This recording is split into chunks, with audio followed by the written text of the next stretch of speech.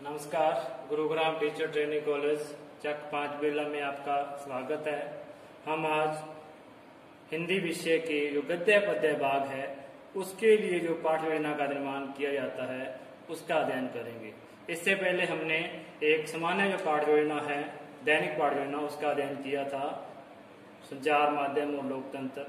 उसके अनुसार सामान्यतः सभी पाठ योजना का निर्माण किया जाता है, चाहे वो कला वर्ग का कोई भी विषय हो, सामाजिक अध्ययन है, सिविक्स है या भूगोल है, इतिहास है, साइंस का कोई भी विषय है उसका अध्ययन किया जाता है, उसके अनुसार किया जाता है।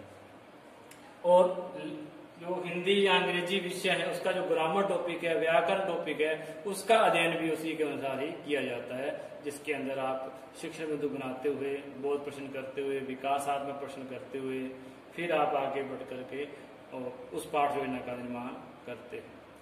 लेकिन हिंदी विषय है या फिर अंग्रेजी विषय है, उसके अंदर जो गद्य पद्य भाग है, जो पुस्तक का भाग है, उसका यदि पाठ योजना का निर्माण करना है तो उसके लिए थोड़ा सा अंतर है।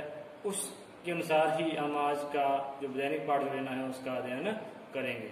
तो आज हमने एक टॉपिक लिया है जैसलमेर की राजकुमारी, जो कि हिंदी विषय की है, तो उसका अध्ययन करते हैं। तो सबसे पहले जैसे अपने छात्र अध्यापक का नाम आता है, अमनदीप लिखा है, जिसने बनाई है, अपना नाम लिखा है, दिनांक है, कक्षा है, विषय है। अब विषय यहाँ नहीं लिखा है, हालांकि इस पे लिखना चाहिए था। और विषय के अंदर और इसमें जो समय अवधि क्लास के नीचे आती, समय अवधि 33 मिनट है। प्रकरण का नाम आ गया, प्रकरण अंडरलाइन हो गया। अब इसके अंदर शिक्षण के सामान्य उद्देश्य आते हैं। जैसा कि आप जानते हैं कि हर विषय के एक सामान्य उद्देश्य होते हैं और इसी सामान्य उद्देश्य के अनुसार ही कार्य किया जाता है। सामान्य उद्देश्य, विशिष्ट उद्देश्य होते हैं।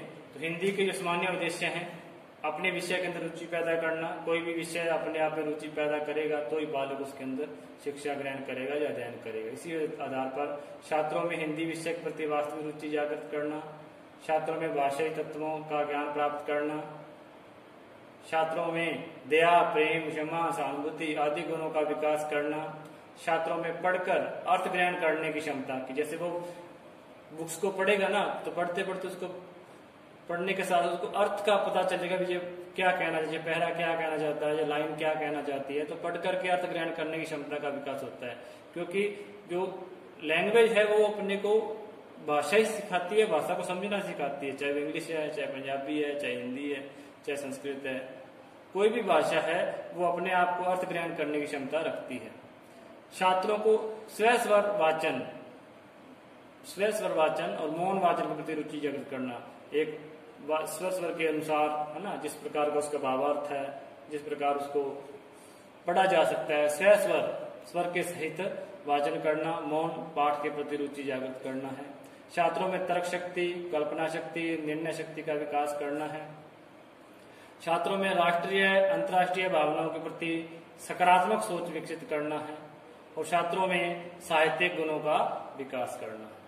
तो एक तो अपने जो 8 उद्देश्य हैं वो एक सामान्य उद्देश्य हैं, जैसे कि हमने भी दूसरे विषयों में भी पढ़ा था कि विषय प्रति रुचि जागृत करना, अंतर्राष्ट्रीय भावनाओं का विकास करना। तो इसमें भी देखो आप एसएसटी के जो राष्ट्रीय अंतर्राष्ट्रीय भावनाएं के प्रति सकारात्मक सोच विकसित करने का मतलब है कि हिंदी के अंदर भी इस प्रकार के पाठ होते हैं, जबकि वो राष्ट्रीयता की बात करते हैं, अंतर्राष्ट्रीयता की बात करते हैं, है ना, उनके प्रति सकारात्मक सोच विकसित होती है।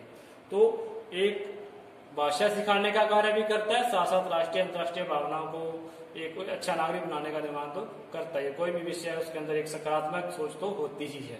साहित्य गुणों का विकास, अपने साहित्य का क्या इतिहास है, अपने साहित्य के गुणों का विकास कैसे हो सकता है, कैसे उसका विकास हुआ है, इनके बारे में अध्ययन किया जाता है। तो ये बातें हैं, ये इसके अंदर सामान्य उद्देश्य के अंदर आती हैं।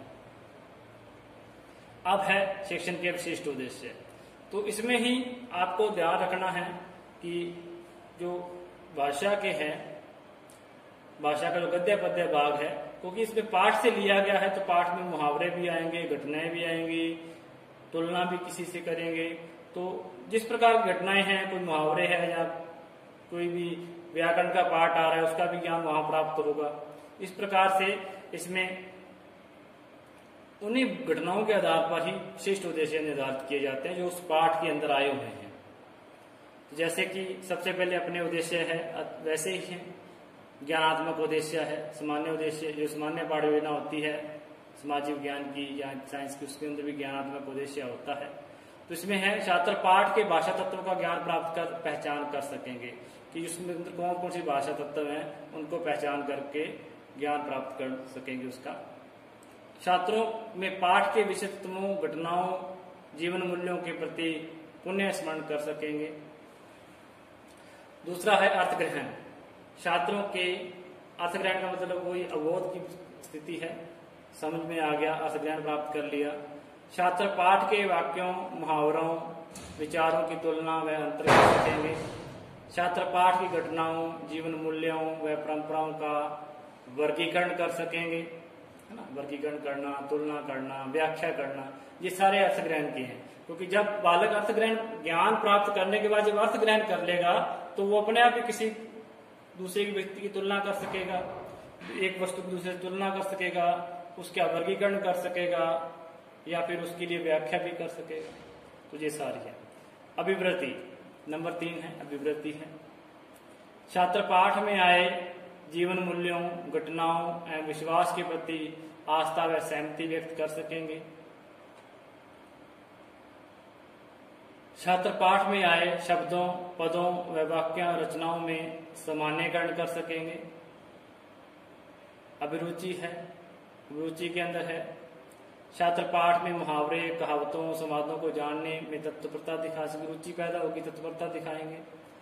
छात्र पाठ में आए पदबंधों, सूक्तियों, शिक्षा के प्रति निष्ठा रख सकेंगे, है ना। ये बातें तो ज्ञानात्मक है, अर्थग्रहण है, अभिवृत्ति है, अभिरुचि है, फिर अभिव्यक्ति है, अभिव्यक्ति भी कर सकेंगे, जो चीजों ने सीखी उसको अभिव्यक्त करना, ज्ञान में प्रयोग करने के बाद ही है अभिव्यक्त करना। छात्र पाठ में आए शब्दों, मुहावरों, संवादों को स्पष्टता से व्यक्त कर सकेंगे। छात्र पाठ के लिखित एवं मौखिक कार्यों में मौलिकता का प्रवाह ला सकेंगे। मौलिकता का मतलब जो वास्तविक प्रवाह आएगा, वास्तव में क्या लिखा जाएगा, लिखित कार्य में, मौखिक कार्य में जो चीजें सीखी है मौलिकता आ जाएगी, वो वास्तव में सीख जाएंगे। इस प्रकार की बात वो करना चाहता है। उसके बाद है वाचन। वाचन के अंदर छात्र पाठ में आए संवादों में विराम चिन्हों का ध्यान रखते हुए आरोह अवरोह की गति में वाचन कर सकेंगे। छात्र पाठ में आए अनुच्छेदों के अनुसार निर्बाध रूप से भावानुकूल वाचन कर सकेंगे। भावानुकूल क्योंकि जो भाव के अनुकूल, देखो कई शब्द हैं उनको भावों के अनुसार, एक पद होता है उसका भी एक भाव होता है। जैसे मीरा के पद, तो पद के अंदर आपको कई उस हर एक पद का एक भाव है, तो भाव के अनुसार ही गाया जाता है, उसको भाव के अनुसार ही समझा जाता है ना। स्वैस्वर वाचन है, गति, अरोह अवरोह कहाँ लगाना है, भावानुकूल है, किस प्रकार का उसके अंदर भाव दिए हुए हैं, उसी के अनुसार ही अपने मन में भाव लाने होंगे, तभी वो एक प्रासंगिक रूप से उसका उद्देश्य पूरा हो सकेगा, है ना। भावानुकूल वाचन कर सकेंगे। पाठ, छात्र पाठ में आए अनुच्छेदों के अनुसार निर्बाध रूप से भावानुकूल वाचन कर सकेंगे। तो ये आपके सामान्य उद्देश्य और विशिष्ट उद्देश्य हो गए गद्य पद्य भाग के। इसके बाद में हम आगे चलेंगे तो शिक्षण विधि है। शिक्षण विधियां प्रविधि हैं जो अपने मुख्य रूप से, देखो कोई भी लेसन है तो व्याख्या करते हैं, उसको स्पष्टीकरण करते हैं तो व्याख्या विधि आएगी। प्रश्न पूछते हैं बच्चों से, प्रश्न विधि आएगी। उदाहरण पूछेंगे, उदाहरण विधि है। उसके अंदर प्रदर्शन भी करेंगे, मॉडल का उपयोग करेंगे, चार्ट का उपयोग करेंगे तो प्रदर्शन विधि आएगी। इस प्रकार से ये चीजें हैं। व्याख्या विधि है, प्रश्नोत्तर विधि है, उदाहरण विधि है, प्रदर्शन विधि है। शिक्षण सहायक सामग्री तो इसमें है शामपट है, श्वेतवर्तिका है, प्रतिरूप चित्र है, मॉडल है, जाड़न है, संकेतक है, लपेट फलक है आदि है। तो कोई जो भी आपने सहायक सामग्री का उपयोग किया है, शिक्षण सहायक सामग्री है, TLM है, टीचिंग लर्निंग मटेरियल है, तो इसके अंदर शामपट का उपयोग होता है, श्वेतवर्तिका यानी कि चौक है, प्रतिरूप चित्र है, मॉडल है, जाड़न जो अपने डस्टर कह सकते हैं, है ना, संकेतक है, पॉइंटर का उपयोग करते हैं, और लपेट फलक का मतलब रोलिंग बोर्ड का उपयोग करते हैं। तो ये इंग्लिश के अंदर भी इसके नाम है। तो कुछ नाम नए लगे होंगे, जार्डन है, संकेतक है, तो इनको नॉर्मल जैसे डस्टर कह देते हैं, संकेतक पॉइंटर कह देते हैं, है ना। तो श्वेतवर्तिका चौक है, इस प्रकार से ध्यान देना। तो पूर्व ज्ञान, कोई भी विशिष्य है वो बिल्कुल ही अनशुद्धता नहीं होता, उसके बारे में कहीं ना कहीं तो थोड़ी बहुत जानकारी बच्चों को होती है। तो छात्र जैसलमेर की राजकुमारी के बारे में सामान्य सी जानकारी रखते हैं, क्योंकि कई कहानी है, जो कविता है, माता पिता बातचीत करते रहते हैं कि इस प्रकार से था, तो कुछ सामान्य सी बातचीत उसको पता होता है। जहाँ लास्ट वाले जो कक्षा होती है उसमें कहीं ना कहीं उसका थोड़ा जिक्र हुआ होता है, उसको ही कंटिन्यू करते हुए वो सिखाते हैं। तो ये अपने पूर्व ज्ञान के प्रति लिख सकते हैं कि कहीं ना कहीं उसने नाम सुन रखा है जैसलमेर की राजकुमारी का, या किसी संसद का, कोई भी टॉपिक है तो सामान्य सी जानकारी हम उसको होती है, सुना होता है, नाम सुना हो सकता है, तो अपने यही लिखते हैं कि उस टॉपिक के संबंधित बालों को थोड़ी बहुत जानकारी वो है। तो कोई भी टॉपिक है उसके बारे में हम ये चीज लिखते हैं पूर्व ज्ञान में कि छात्र जैसलमेर की राजकुमारी के बारे में सामान्य जानकारी रखते हैं, या उस विषय के प्रति सामान्य सी जानकारी रखते हैं। तो ये बातें हैं। अब है प्रस्तावना। प्रस्तावना अपने कई प्रकार से हो सकती है, प्रश्न विधि से है, कहानी विधि से है, चित्र विधि से है। तो यहाँ प्रस्तावना है वो प्रश्न विधि से की हुई है। तो प्रश्न विधि से हमारे अंदर ये प्रश्न किए हैं और छात्र क्रिया है। तो यदि आपको ब्लैक बोर्ड की जरूरत पड़ती है श्याम भट्ट की, तो यहाँ एक कॉलम और बना करके श्याम भट्ट सार लिख सकते हैं। यहाँ उन्होंने जरूरत नहीं पड़ी तो कॉलम नहीं बनाया है। जैसे हमारा देश कौन सा है? भारत है।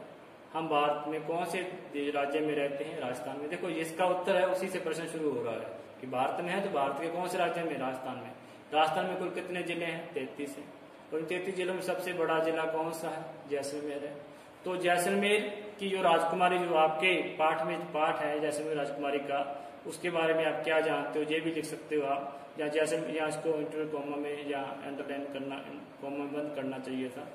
जैसलमेर की राजकुमारी के बारे में आप क्या जानते हैं? तो उसके बारे में आपने नहीं जानते, थोड़ा बहुत जानते तो बता भी सकते हैं, कोई बड़ी बात नहीं है।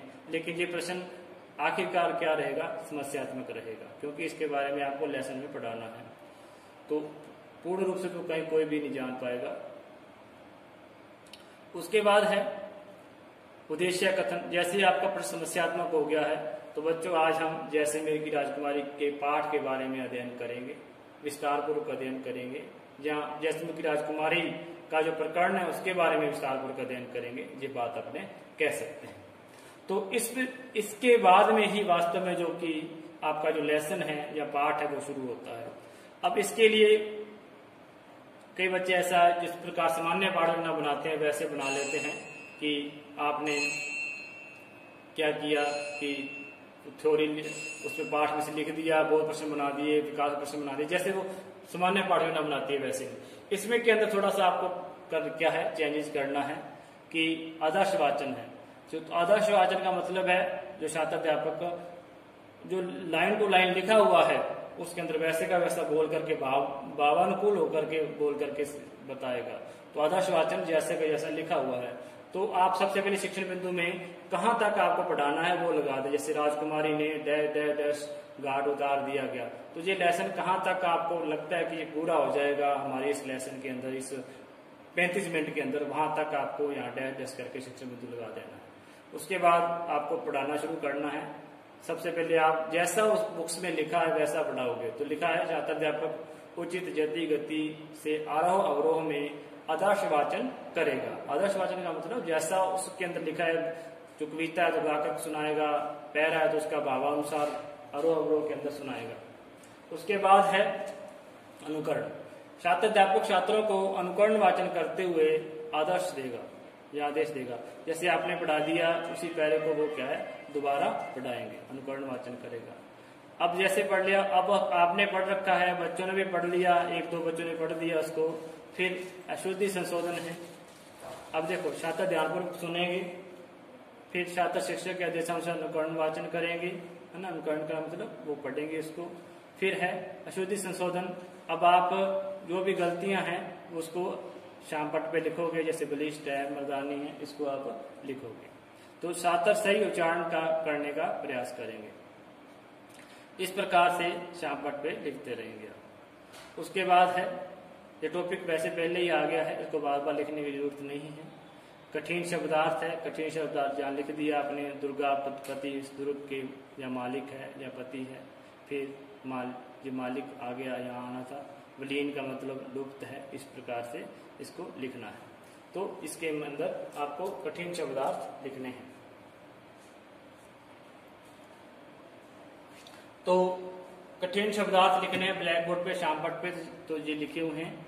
फिर है निरीक्षण लिखित कार्य। जैसे ही वो बच्चे आपको शब्दार्थ करेंगे तो शब्दार्थ वो पुस्तक में नोट करेंगे, तो आप छात्र क्या है उसको लिखते रहेंगे और उसको नोट करते रहेंगे। छात्र आप क्या करेगा, उसका निरीक्षण करेगा। तो छात्र कक्षा में निरीक्षण करते हुए कठिन शब्दों का अभ्यास पुस्तिका में लिखने के लिए कहेगा।